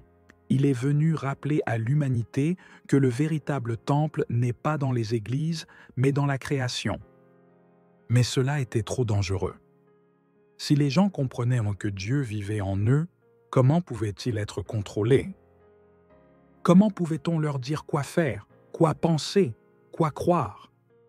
Alors, au lieu de leur apprendre à découvrir leur divinité, on leur apprit à la craindre.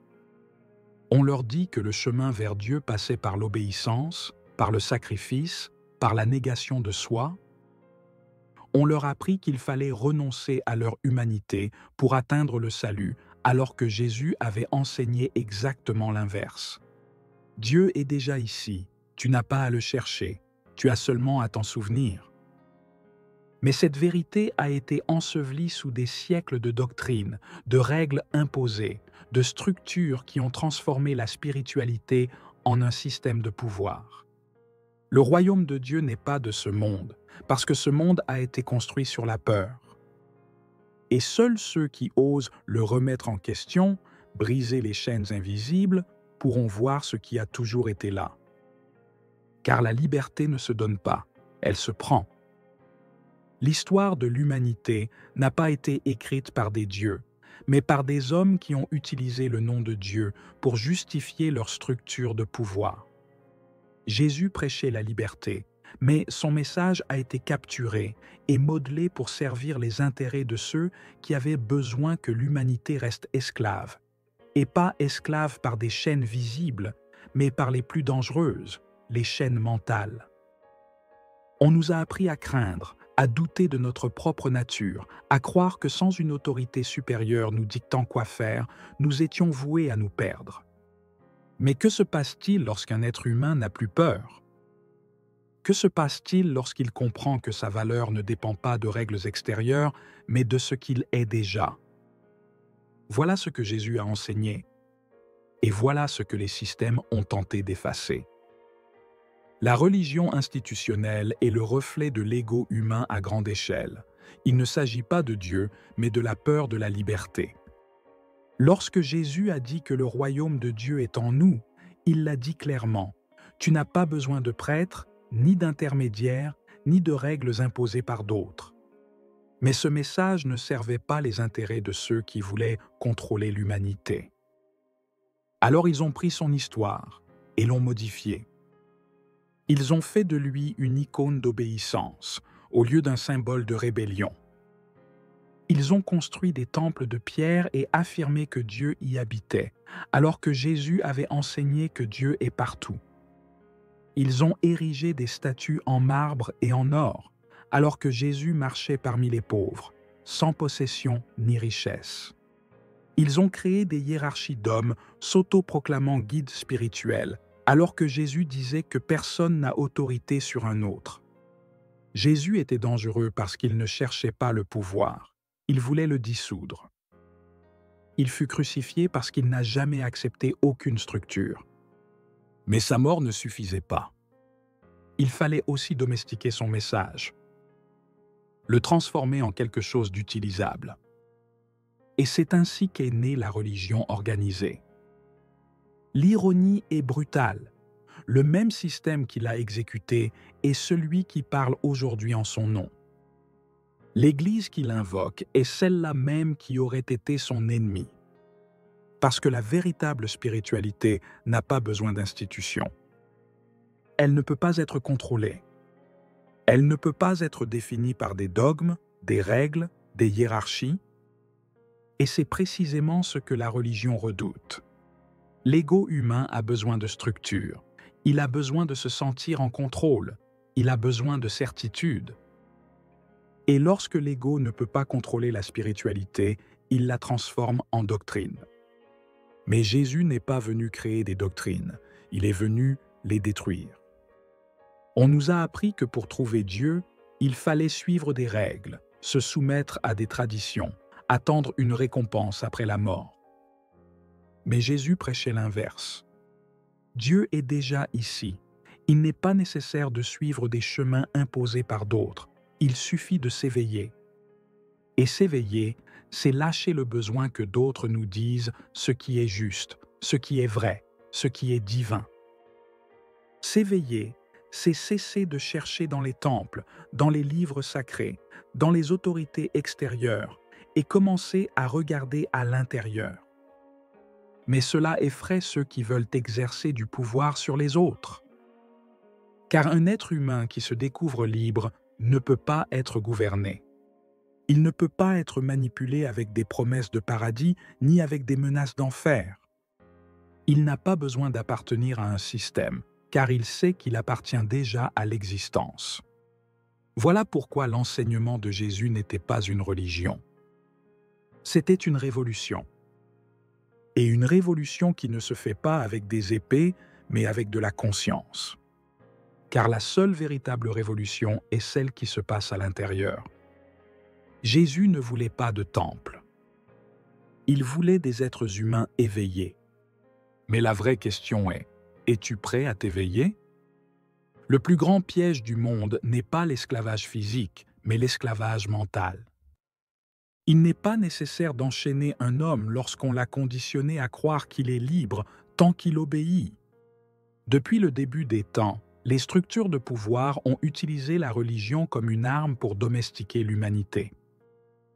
Elles ont appris aux gens à ne pas poser de questions, à accepter sans résister, à croire que l'obéissance est une vertu et que le doute est un péché. Jésus n'a jamais demandé une obéissance aveugle. Il n'a jamais enseigné à suivre des règles sans les questionner. Il ne parlait pas de soumission, il parlait d'éveil. Son message était un cri de liberté, une invitation à rompre avec les illusions dictées par la peur et à vivre selon une vérité intérieure. Mais les systèmes de contrôle ne pouvaient pas permettre cela. Ils ne pouvaient pas laisser les gens découvrir que Dieu n'était pas dans un temple ni dans une doctrine, mais en chacun d'eux. C'est pourquoi ils l'ont tué. Mais sa mort ne suffisait pas. Pour s'assurer que son message ne mette pas le feu au monde, ils l'ont déformé. Ils ont pris sa révolution et l'ont transformé en institution. Ils se sont appropriés son enseignement et l'ont remodelé jusqu'à le rendre inoffensif. Ils l'ont transformé en dogme, en rituel, en hiérarchie. Et avec cela, ils ont accompli l'impensable. Ils ont fait de Jésus l'emblème de la même structure contre laquelle il s'était insurgé. La religion organisée est la plus grande trahison de son message. Des cathédrales ont été érigées pour l'enfermer. Des prêtres ont été nommés pour le monopoliser. Des doctrines ont été écrites pour l'apprivoiser. Et dans ce processus, son véritable enseignement a été enseveli sous des couches de pouvoir et de manipulation. Ce qui était un appel à la liberté est devenu un outil de contrôle. Ce qui était une invitation à la conscience est devenu une stratégie pour semer la peur. Ce qui était la promesse que Dieu habite en chaque être humain est devenu la menace que seuls quelques élus peuvent y accéder. On nous a appris que pour nous connecter à Dieu, il fallait chercher des intermédiaires. Que pour être digne, il fallait obéir à des règles. Que pour être sauvé, il fallait renoncer à notre propre essence. On nous a dit que le chemin vers Dieu n'était pas l'amour, mais la pénitence. Que ce n'était pas la connexion à l'existence, mais la soumission à un système. On nous a fait croire que le divin était dans le ciel, inaccessible, et que seuls ceux qui suivaient les instructions données par les chefs religieux pouvaient espérer le toucher. Mais Jésus n'a jamais parlé d'un Dieu inaccessible. Jamais il n'a parlé de temple, de hiérarchie, de lois divines écrites par des hommes. Il a dit que le royaume de Dieu est en nous, que ce n'est pas un lieu qu'on atteint après la mort, mais un état de conscience auquel on s'éveille dans la vie. Il a dit que ce n'est pas quelque chose qu'on nous accorde, mais quelque chose que nous possédons déjà. Que ce n'est pas une récompense, mais notre nature. Si les gens comprenaient cela, s'ils l'embrassaient pleinement, les structures religieuses s'effondreraient. Il n'y aurait plus besoin d'intermédiaires, car chaque personne saurait qu'elle est déjà une part du divin. Il n'y aurait plus de peur du châtiment, car l'amour serait la seule loi. Il n'y aurait plus de séparation entre l'humain et le sacré, car on comprendrait qu'ils ne font qu'un.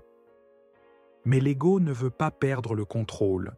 L'ego institutionnalisé, l'ego des religions, l'ego des systèmes, a besoin de maintenir l'illusion que l'homme est indigne, qu'il doit être guidé, que sans règles extérieures, il est perdu.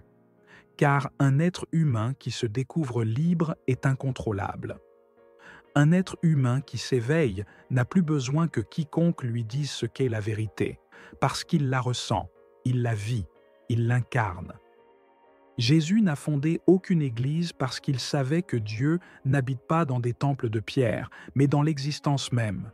Il n'a imposé aucune règle parce qu'il comprenait que la véritable spiritualité ne consiste pas à suivre des normes, mais à vivre en conscience. Il n'a jamais demandé à être adoré, car son but n'était pas d'être vénéré, mais d'éveiller la divinité en chacun. Alors, pourquoi continuons-nous à chercher Dieu là où il n'a jamais dit qu'il serait? Pourquoi continuons-nous à attendre que quelqu'un d'autre nous accorde la connexion avec le sacré, alors que cette connexion ne nous a jamais été enlevée? Pourquoi vivons-nous comme si le salut était dans le futur, alors que Jésus a dit que le royaume de Dieu est maintenant? La plus grande hérésie que nous puissions commettre n'est pas de remettre en question les doctrines imposées, mais de les suivre sans se demander si elles sont vraies. La véritable rébellion ne consiste pas à rejeter la religion, mais à voir au-delà d'elle. La véritable foi n'est pas de croire sans douter, mais d'oser découvrir la vérité par soi-même.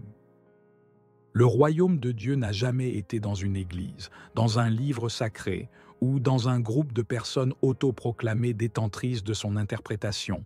Il a toujours été ici, en chacun de nous, dans la création, dans l'existence, dans l'amour. Mais pour le voir, il faut briser l'illusion. Il faut oser lâcher ce qu'on nous a appris et regarder avec des yeux neufs. Il faut cesser de vivre dans la peur et commencer à vivre en conscience. Car la liberté spirituelle n'est pas un droit qu'on nous accorde, c'est quelque chose que personne ne peut nous enlever. On raconte que, dans une ville comme tant d'autres, par une nuit banale, la chambre était plongée dans la pénombre, éclairée seulement par la lumière douce qui filtrait de la fenêtre. Son corps s'arqua, murmurant son nom entre des soupirs étouffés, et pendant un instant, le monde entier sembla s'arrêter. La sueur, les mains emmêlées, la peau en feu. C'était le seul moment où il se sentait vraiment vivant. Puis vint le silence. Diego resta allongé, les yeux vers le plafond, sentant encore la chaleur du corps de Valeria à ses côtés. Mais la paix ne dura pas. Quelques minutes à peine, et déjà son esprit reprenait ses vieux réflexes. Elle se leva sans un mot, marcha nue jusqu'à la fenêtre et alluma une cigarette. La braise illumina son visage un instant. Son expression mêlait plaisir et tristesse, désir et résignation. Diego la connaissait par cœur. Il savait qu'elle allait parler. « On ne peut pas continuer comme ça », dit-elle en expirant lentement la fumée. Diego ferma les yeux. Il le savait, même avant d'entendre les mots. « Tu dis toujours ça. Et toi, tu fais toujours semblant de ne pas l'avoir entendu ?» Le silence devint lourd. Diego se passa la main sur le visage. Il savait qu'elle avait raison. Il savait que c'était un cycle sans issue, du sexe sans promesse, de l'amour sans engagement, de la passion sans lendemain. C'était l'histoire de sa vie. Il avait fui l'amour tant de fois qu'il ne savait plus ce que cela faisait de rester. Il avait sauté de lit en lit, d'histoire en histoire, croyant que la liberté consistait à ne s'attacher à rien.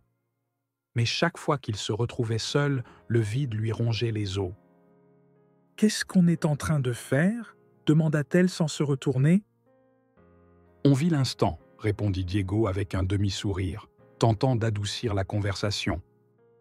Valeria laissa échapper un rire sec. Elle savait qu'il se cachait derrière de belles phrases. « Non, Diego, on est en train de fuir. » Il ne répondit pas. Il savait que c'était vrai. Il avait toujours pensé que l'amour était un piège, qu'aimer quelqu'un signifiait se perdre, que s'engager revenait à renoncer à sa liberté. Mais à quoi bon la liberté, si c'était pour se sentir plus seul que jamais? Il pensa à Jésus, cet homme qui avait prêché l'amour sans jamais le réduire à un contrat. Il pensa à sa propre peur, à toutes ces fois où il s'était éloigné avant que les choses deviennent trop réelles. Il avait toujours cru que le problème venait de l'autre, que personne ne serait jamais assez, que personne ne pourrait lui offrir ce qu'il cherchait. Mais maintenant, en regardant Valeria debout à la fenêtre, nue, son âme couverte de cicatrices, il comprit que le problème n'avait jamais été l'autre. C'était lui. Ça l'avait toujours été. Parce qu'il n'avait jamais été vraiment là. Toujours un pied dedans, un pied dehors. Toujours en train de préparer sa prochaine fuite. Il pensa de nouveau à Jésus. Le royaume de Dieu n'est pas une destination, c'est un état de présence totale. Et Diego n'avait jamais été vraiment présent, ni dans l'amour, ni dans le sexe, ni dans la vie.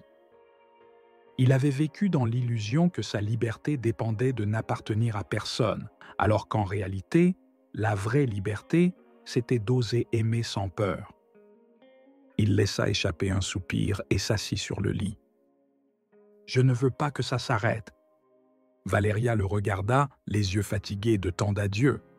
« Je ne veux plus que tu fuis, » répondit-elle.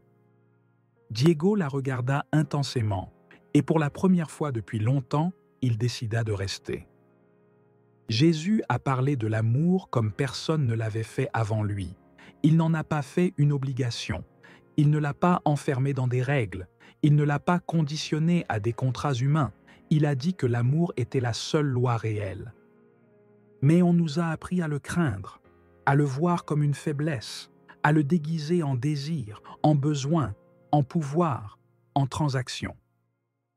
L'amour n'est pas une structure, ce n'est pas une religion, ce n'est pas une prison. C'est la seule façon de vivre éveillé. Car aimer vraiment, est la seule manière d'être libre. Et la liberté n'est pas fuir, c'est oser rester. Rester dans le présent, rester dans la vie, rester en soi, rester dans le royaume qui n'a jamais été ailleurs qu'ici et maintenant. Chapitre 5. Le dernier voile, le mensonge qui soutient ton monde. Tout ce que tu crois être est un mensonge. Tu as vécu toute ta vie en pensant être quelqu'un, mais si je te disais que ce quelqu'un n'a jamais existé, et si tout ce que tu crois être, tout ce qu'on t'a raconté sur toi, n'était qu'une construction fragile, une ombre projetée sur le mur d'une caverne que tu n'as jamais osé quitter? Ce que tu appelles « moi » n'est rien d'autre qu'un écho de voix étrangère, un reflet de ce que la société t'a dit que tu devais être. Tu n'es ni ton nom, ni ton histoire, ni les étiquettes qu'on t'a imposées. Tu n'es ni tes réussites, ni tes échecs. Tu n'es pas ce que tu as bien fait, ni ce que tu as mal fait. Tu es bien plus que tout cela. Mais tu ne le vois pas. Parce que depuis ta naissance, on t'a appris à te construire à travers l'extérieur. On t'a dit que tu devais chercher la reconnaissance, que le bonheur résidait dans les accomplissements, que ta valeur dépendait de ce que le monde disait de toi. On t'a appris que si tu suivais le bon chemin, un jour, tu atteindrais la plénitude. Mais tout cela était un leurre. Regarde autour de toi. L'humanité entière est piégée dans une illusion. Tous courent, tous cherchent, tous convoitent quelque chose qu'ils croient les rendra complets. Mais personne ne s'arrête pour se demander pourquoi. Pourquoi manque-t-il toujours quelque chose? Pourquoi n'est-ce jamais suffisant? Parce que l'ego est insatiable, parce que l'esprit, lorsqu'il n'est pas éveillé, ne connaît pas la paix. Et le monde a été conçu pour que tu ne t'éveilles jamais. On t'a vendu la sécurité comme le bien le plus précieux, mais la sécurité n'est qu'un déguisement de la peur. Peur de l'incertitude, peur de la solitude, peur de perdre. Mais rien de ce que tu crois posséder ne t'appartient vraiment. Tu ne contrôles rien, ni le temps, ni le destin, ni même tes propres pensées. Mais on t'a fait croire que tu le pouvais. Et dans cette croyance, dans ce besoin de contrôle, tu as remis ta vie à la plus grande des illusions. Jésus a tenté de nous montrer cela. Il a voulu nous dire que la peur n'est pas réelle, que le contrôle est une fantaisie, que la vraie vie ne commence que lorsque tu oses lâcher prise. Mais nous ne l'avons pas écouté. Parce que nous avons préféré la prison du connu à la liberté de l'inconnu, parce que la vraie liberté n'est pas pour tout le monde, non pas parce qu'elle est inaccessible, mais parce que tout le monde n'est pas prêt à se perdre pour se retrouver. Jésus a marché parmi les hommes, leur parlant d'une vérité que peu voulaient entendre. Il leur a dit de ne pas avoir peur, que le royaume de Dieu était ici, maintenant, en chacun de nous. Mais les gens ne voulaient pas d'un message de libération, ils voulaient un guide qui leur dise quoi faire. Ils voulaient un sauveur, pas une révolution intérieure. Ils voulaient des règles à suivre, pas à briser. Ils voulaient des certitudes, pas s'éveiller. Et ainsi, son message fut transformé en dogme, son enseignement converti en religion, son appel à la conscience domestiqué jusqu'à devenir simple obéissance aveugle. Mais la vérité est toujours là. Elle attend celui qui a le courage de la regarder. Car la véritable illumination ne consiste pas à accumuler des connaissances, ni à réciter des mantras, ni à suivre des préceptes moraux. La véritable illumination, c'est détruire tout ce que tu croyais être, jusqu'à ce qu'il ne reste plus rien que la vérité. C'est un saut dans le vide. C'est lâcher l'idée de qui tu es, l'histoire que tu t'es racontée, les excuses que tu as inventées. C'est accepter qu'il n'y a rien à chercher, car il n'y a jamais rien eu à perdre. C'est réaliser que la peur n'a jamais été réelle. Et que seul l'amour existe. Mais pas l'amour des livres, des chansons, des promesses vides. Pas l'amour conditionné par les attentes, par la peur de la solitude, par le besoin d'appartenir. L'amour dont parlait Jésus. L'amour qui ne demande rien, qui ne cherche rien, qui ne craint rien. L'amour qui est abandon total. Abandon au présent. Abandon à l'existence. Abandon à la vie, sans garantie, sans sécurité, sans l'illusion qu'il faut que quelque chose se passe d'une certaine manière pour que tu sois heureux. Jésus n'a jamais parlé de l'amour tel que nous le concevons aujourd'hui. Il n'a jamais dit qu'aimer était un échange. Il n'a jamais dit qu'aimer, c'était posséder quelque chose ou quelqu'un. Il a dit qu'aimer, c'est être. Mais être, c'est tout lâcher. Et c'est ce qui terrifie l'ego. Car l'ego veut posséder, il veut s'accrocher, il veut contrôler. Mais le véritable amour ne peut pas être contrôlé, parce qu'il est liberté absolue. Et c'est uniquement dans cette liberté, dans cet abandon total, que se trouve le royaume de Dieu. Le royaume dont parlait Jésus n'est pas un lieu, ce n'est pas une récompense après la mort. C'est ce moment, lorsque tu oses enfin lâcher la peur et simplement vivre. C'est cette respiration, lorsque tu cesses de te projeter dans le futur et de t'accrocher au passé. C'est cet instant, quand tu te rends compte qu'il n'y a jamais rien eu à craindre, parce qu'il n'y a jamais rien eu à perdre. Car l'amour réel ne possède pas, ne réclame pas, ne s'attache pas, il est simplement. Jésus a tenté de nous enseigner cela, mais l'humanité a préféré bâtir des temples en son nom plutôt que de vivre son enseignement. Elle a préféré adorer son image plutôt que de pratiquer sa vérité. Elle a préféré craindre Dieu au lieu de reconnaître que Dieu n'est ni en haut, ni à l'extérieur, ni dans un livre, ni dans une église, ni dans un dogme. Dieu est dans l'abandon, dans la présence, dans l'amour inconditionnel. Et le royaume de Dieu n'est pas de ce monde parce que ce monde a été bâti sur la peur. Mais il est accessible à celui qui ose s'éveiller. Et s'éveiller, c'est tout lâcher. Tout ce que tu croyais être. Tout ce que tu croyais devoir posséder. Tout ce que tu pensais nécessaire pour être en paix. Parce que la paix n'a jamais dépendu de rien d'extérieur. Elle a toujours été ici. Tu n'avais qu'à oser la voir. Tu n'avais qu'à lâcher la peur. Tu n'avais qu'à t'abandonner à la vie sans condition. Jésus l'avait compris. Es-tu prêt, toi, à le comprendre aussi? Tout ce qu'on t'a enseigné sur la vie, sur l'amour, sur Dieu, a été conditionné par la peur. Depuis ta naissance, on t'a programmé à croire que sans contrôle tu es perdu, que sans certitude tu ne peux pas vivre, que sans suivre les règles des autres, tu ne trouveras jamais la paix. Mais quelles règles? Celles qu'on a imposées pour que tu ne t'éveilles jamais? Celles qui t'ont appris à obéir avant même de penser? Celles qui t'ont fait croire que le bonheur est dans l'avenir et non dans le maintenant? Jésus n'a jamais parlé de contrôler la vie.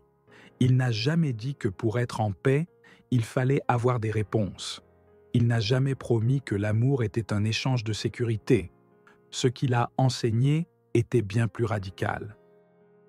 Il a dit que la liberté ne se trouvait pas dans l'accumulation, mais dans le lâcher-prise. Que la vérité ne réside pas dans des mots sacrés, mais dans l'expérience directe. Que le royaume de Dieu n'est pas une promesse pour plus tard, mais une réalité qu'on ne peut voir que lorsqu'on cesse de fuir le présent. Mais l'humanité n'a pas écouté. Elle n'a jamais écouté. Car écouter Jésus signifierait lâcher la peur, et la peur est le carburant qui fait tourner le monde. La peur maintient les gens enfermés dans des vies sans sens, dans des relations vides, dans des emplois sans but. La peur les pousse à remettre leur bonheur à plus tard, à attendre le moment parfait, à vivre selon les attentes des autres. La peur leur fait croire que s'ils lâchent le contrôle, tout s'effondrera.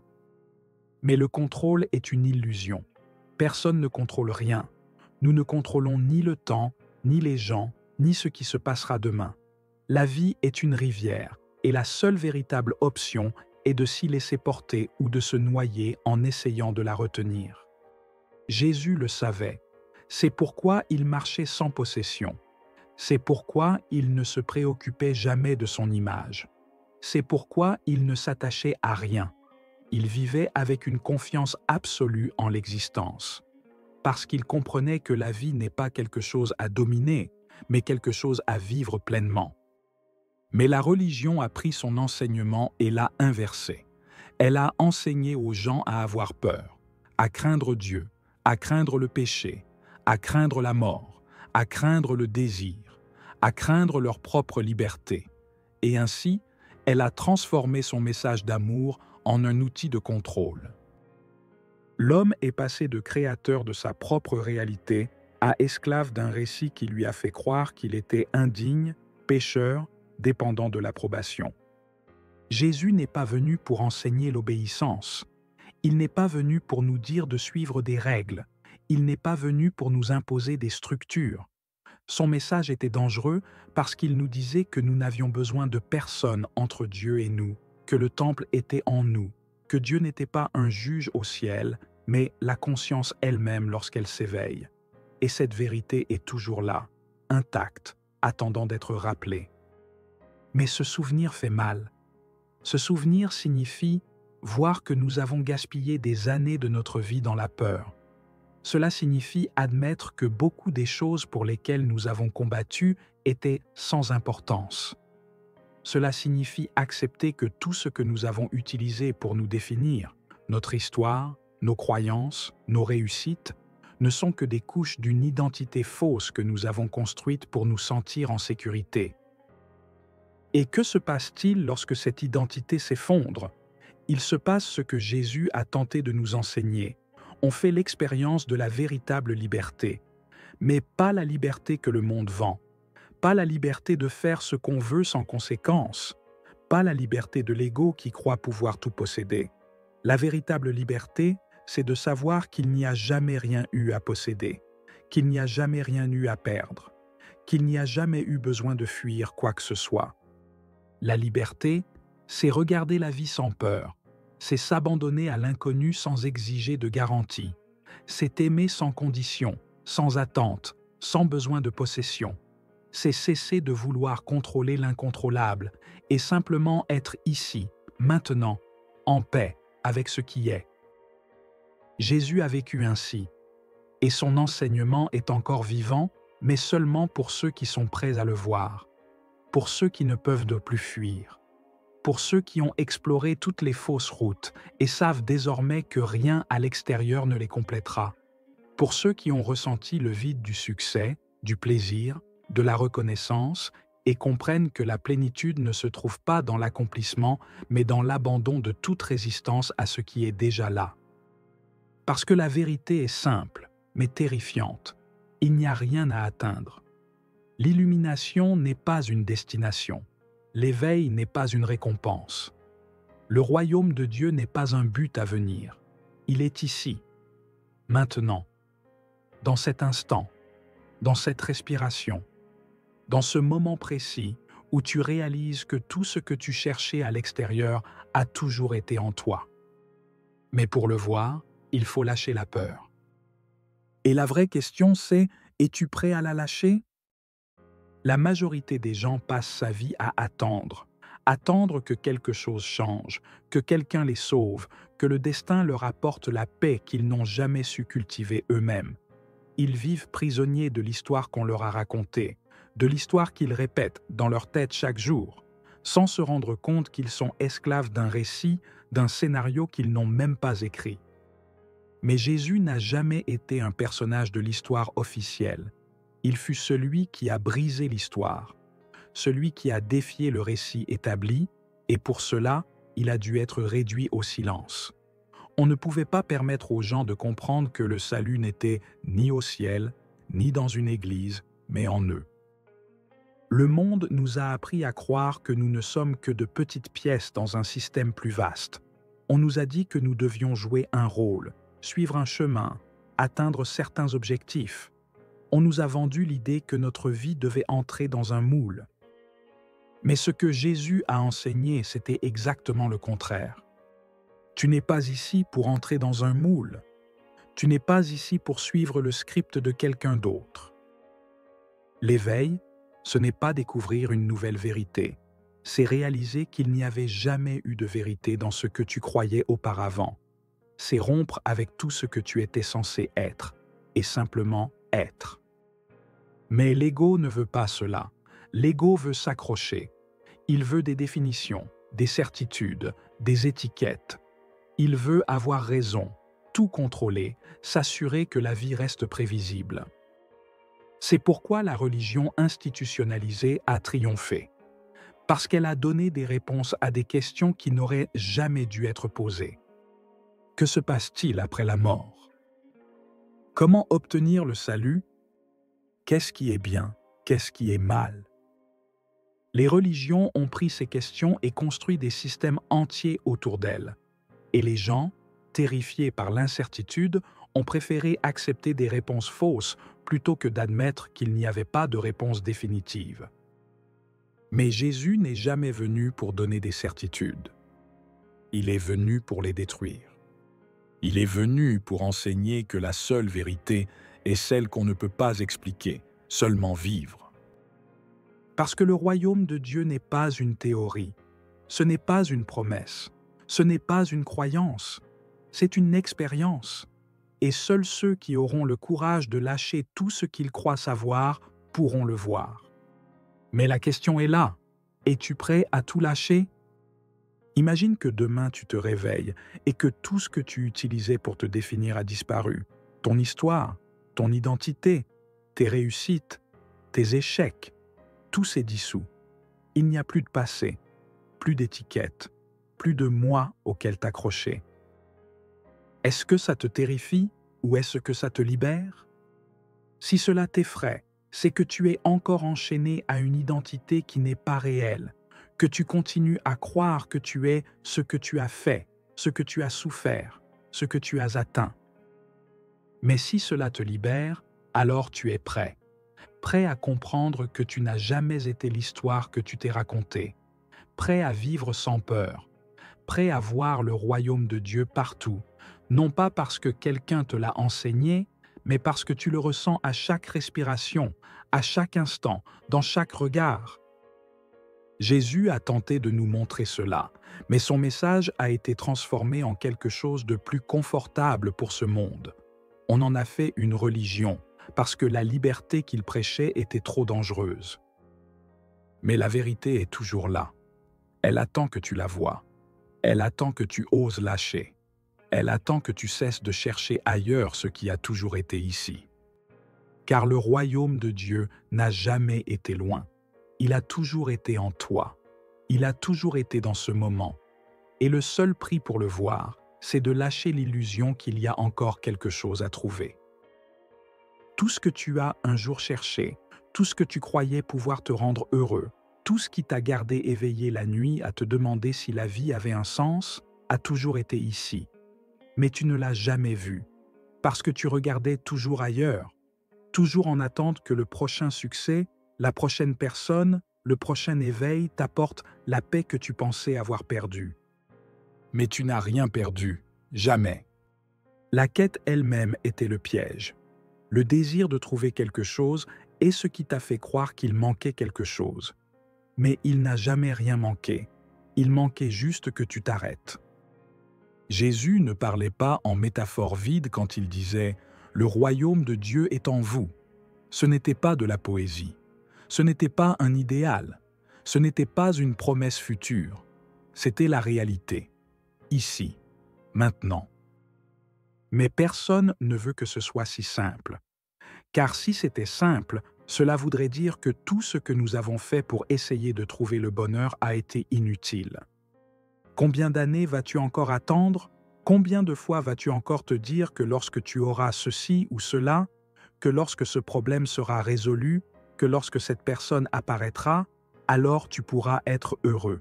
Combien d'excuses vas-tu encore inventer pour ne pas faire la paix avec toi-même? Il n'y a pas d'autre temps que cet instant.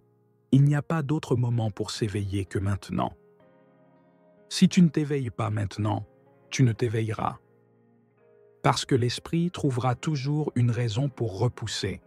Il te dira toujours qu'il manque encore quelque chose. Mais il ne manque rien. Tu as deux options. Tu peux continuer à chercher, à tourner dans la même roue dans laquelle l'humanité est prisonnière depuis des siècles. Tu peux continuer à attendre, à croire que la réponse est ailleurs, que l'illumination est une destination. Où tu peux t'arrêter, ici, maintenant, et voir ce qui a toujours été là, la paix que tu croyais perdue, la plénitude que tu ne savais même pas posséder, le royaume de Dieu qui n'a jamais été un lieu, mais un état de conscience. Il n'y a rien à atteindre, il n'y a rien à prouver, il n'y a pas de vie meilleure que celle que tu vis en cet instant. L'ego te dira que cela ne peut pas être vrai, il te dira qu'il manque encore quelque chose, mais l'ego ment toujours. Jésus le savait, c'est pourquoi il n'a jamais eu peur de perdre quoi que ce soit. Il n'a pas eu peur de la mort, parce que la mort ne signifie rien quand tu as déjà tout lâché de ton vivant. La peur n'existe que pour ceux qui croient qu'ils ont quelque chose à perdre. Mais quand tu n'as plus peur de perdre, tu es totalement libre. Regarde la vie comme elle est. Pas comme tu voudrais qu'elle soit, pas comme tu crains qu'elle soit, mais comme elle est maintenant. Voici le royaume de Dieu. Il l'a toujours été. Il le sera toujours. Mais seuls ceux qui osent tout lâcher pourront le voir. Et la seule question qui compte vraiment, c'est « Es-tu prêt à le voir »